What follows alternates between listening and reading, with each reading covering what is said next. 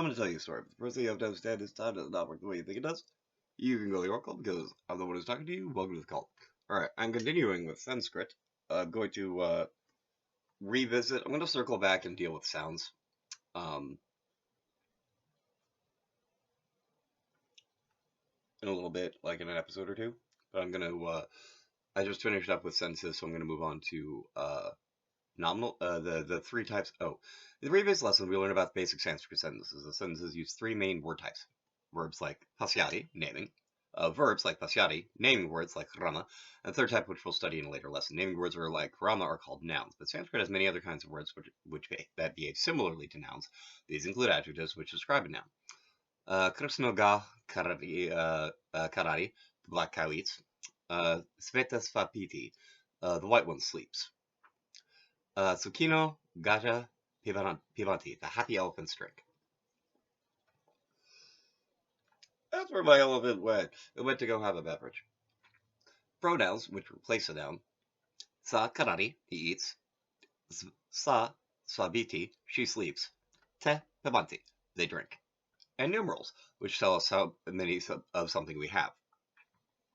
Eko ga karari, one cow eats. Eka svapiti, one sleeps.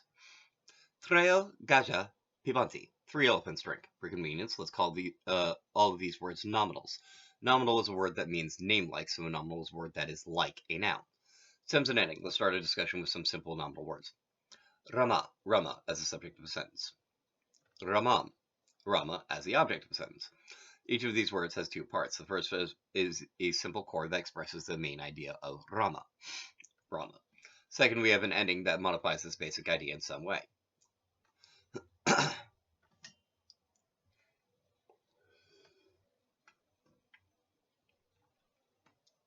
There's I forget what the exact term for it is. It's one of those things I'm going to cover when I circle back.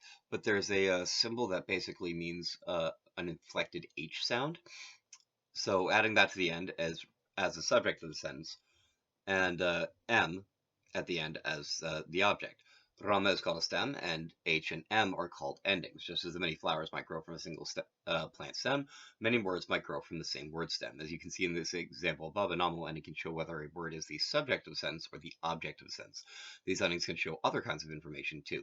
Sa Ramaya Falan Darati, he gives a fruit to Rama. Sa Ramad Balavatara, he is stronger than Rama. So in this case, Ya and D both are the modifying endings in the sentence. Specifically, a nominal ending shows three basic kinds of information in Sanskrit. Let's learn about what these kinds of information are.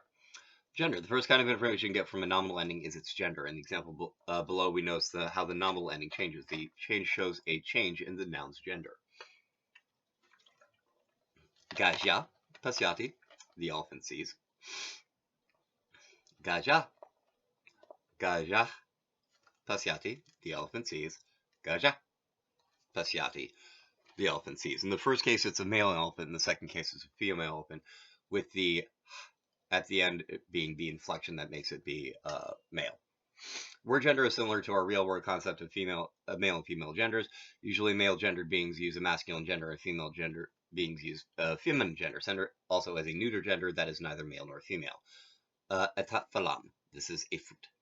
Each Sanskrit noun has its own gender. If a noun refers to a person or animal, we can usually guess that noun's gender. But when a noun does not refer to a person or animal, it can be hard to guess what that gender should be. For example, consider the nouns below. None of the genders is obvious. Vrtsa, tree, masculine. Phala, fruit, neuter. Agni, fire, masculine. Kirti, glory, feminine. Nadi, river, feminine. Sanani, army leader, masculine. Fortunately, we can guess a noun's gender by examining how its stem ends. We'll explain this more in a later lesson. Number. The kind of information we get from a nominal ending is its number. Simply, number is the type of number of items that the nominal refers to. It might refer to one item, which is called singular. Gaja, again with a the one elephant. Gaja, Pasyati, the one elephant sees. Two items, which is called the dual. Gajal, Pasyata, the two-elephant sea,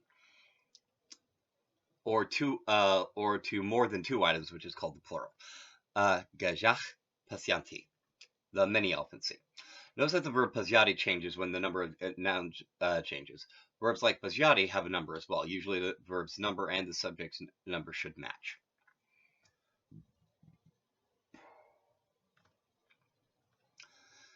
Okay, so the third kind of information we get from nominal ending is case. Case is a technical word that is hard to define. Roughly, a word's case is the role that the word plays in the sentence. Sanskrit uses 8 different cases. Case 1 is the subject of the action. Simha pasyati, the lion sees. Case 2 is the object. The simho kranmam pasyati, the lion sees the village. Case 3, usually by means of. Simho magena gramam gachati. The lion goes to the village by means of the road. Case 4 usually means for. Simho mamsaya gramam gachati. The lion goes to the village for meat. Case 5 usually means from. Simho vanad gramam gachati. The lion goes from the forest to the village. Case 6 usually means of. Simho gramasya naram karati. The village eats the men of the village. The lion eats the men of the village. Case 7 usually means on or in. Simho grame karati. The lion walks in the village. And case 8 is the person being spoken to. Hey simham vanam gacha. Hey lion, go to the forest. And so the cases are subject, object, by means of, for, from, of, on or in, and lastly, a person being spoken to. All right.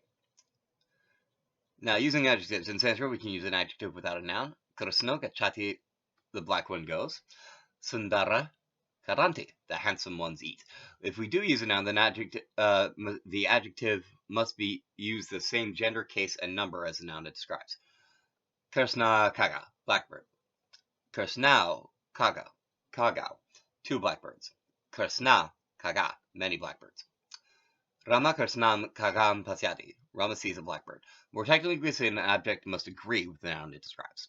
All right, and that is the section on nominals. And that's another 7 pages into this book. You're coming along. That's 10 pages with this book with me that you've already been through. This is Oracle, gonna sing myself out. I gotta go to my day job today, so I'll cut short before going to verbs next time. Oh, and it'll be fine for me. Talk to you later from Oracle Me.